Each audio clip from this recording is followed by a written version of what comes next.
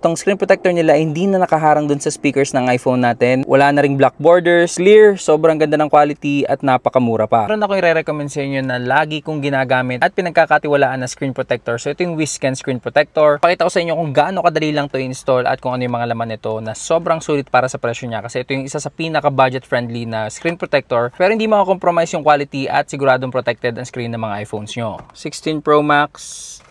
May squeegee, so ito yung gagamitin natin para ma-clear out and mawala yung mga bubbles mamaya. Screen protector accessories.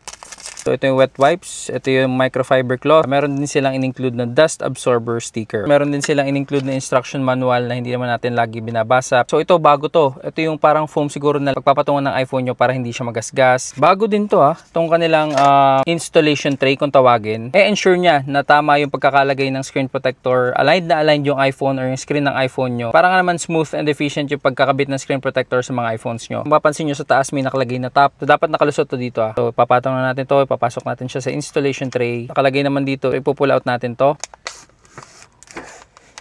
Put kayo ng pressure simula dito sa baba, pataas. And then ito din, meron sa side.